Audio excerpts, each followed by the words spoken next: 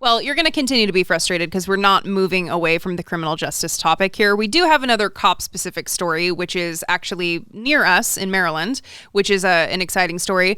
But we're going to stick to follow-up here with the Fulton County Jail, because on the previous episode, we played a clip of Donald Trump complaining that he had a horrible experience in the Fulton County Jail when he never interacted with inmates. He was in there for like 10 seconds. They minimized even the number of staff that he came into contact with. He did not have a jail experience. Right. He had a white glove experience. He really may have been in there for a half hour. Yeah. I mean, he walked through it. And it was a skeleton crew. They orchestrated everyone with whom he would have contact. It wasn't, like you said, your typical inmate situation. Yeah. So it's not surprising that someone like Donald Trump, with the following that he has, with the platform that he has, is instead taking the opportunity to complain about how he was treated when people continue to die at the Fulton County Jail, including another death since our last episode, a 6th death in 6 weeks. It's happened again. Another inmate dying in custody at the Fulton County Jail. 24-year-old Chandre Dollemore died on Sunday, 3 days after being found unresponsive in his cell. An attorney representing his family saying in a statement, the family is devastated by this loss. They're left wondering how a healthy 24-year-old dies of cardiac arrest.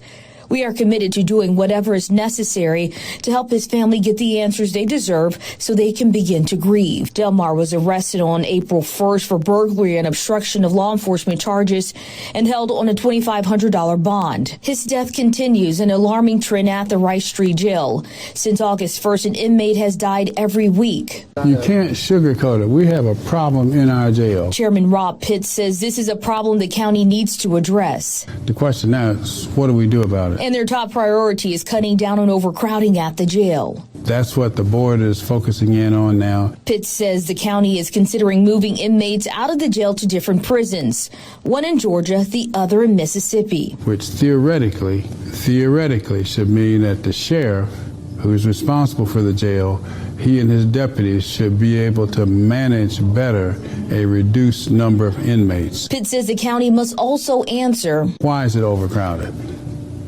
It's overcrowded because the district attorney is not indicting, the solicitor is not doing his job to the extent that he should, and the judges, Lord knows, they are not doing their job. Chairman Pitts says it's 100 to 1,000 inmates in custody who've been waiting months to even years to be indicted, while others have quickly been processed through the jail. And you turn on TV, here comes some, white-collar suits come down, and they go breeze in and out like it's nothing.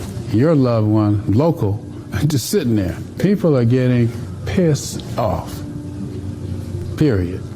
So the estimate being that there's 100 to 1,000 people that haven't even been indicted yet that are sitting in the Fulton County Jail, where 6 people have died in 6 weeks. Yeah. But you also have people who have been charged with crimes but not convicted that are sitting in jail, and they have to sit there until their case ends, or if they can come up with money. And so if you're poor... You mean the innocent until proven guilty individuals are in jail awaiting trial. Right. Innocent, at risk of death because of the ineptitude of the Fulton County Sheriff's Department, which there's no other way to look at this other than ineptitude. When people are dying, one after the other, after the other, after the other on a weekly basis, something's wrong, and their solution, let's ship them off to Mississippi.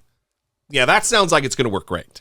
Well, and another thing that happens whenever we talk about these issues is we'll get feedback like, why do I care? They're probably prisoners in there for a reason. They probably did something bad. Well, the people that are sitting in that jail are at some point going to be released. And wouldn't you hope that someone being held in an environment like that is in an environment where you can maximize the rehabilitative nature of that environment? You would hope. I know that whenever I say that, people are like, yeah, but no one's being rehabilitated there. So terrible point. Well, that's what we say, right? That's what we want. And so they shouldn't be sitting in squalor. Yeah. While they wait and they haven't even been convicted of the crime that they've been charged with. Yeah. Listen, also, there's something to be said about incarcerating people with dignity. These people, everyone in that jail is not a vicious child killer or molester.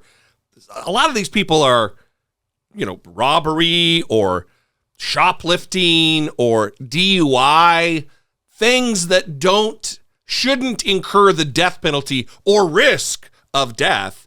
We need to be better than third world nations, developing nations, and how they treat, dictatorial nations. We need to be better. We need to try to get a grasp on the thing we aspire to be, the thing we talk about being, and actually do it. There's also inevitably people there that are innocent, that of course got caught up in a situation that they didn't intend to be in, or even that were harassed by the police. Yeah. And got arrested and targeted because of racism. I mean, there's all kinds of explanations, and it's always strange to encounter people that are like, all right, convince me why I should care about someone. Right. Yeah, exactly. Tough job. I don't know what to do. For some people, it's a really heavy lift to have any empathy or compassion at all. We'd love to know what you think. We'd love to know what you think, especially if you live in Fulton County and you're close to this issue. 657-464-7609. Of course, you can email a voice memo from your smartphone to idoubt@dollemore.com.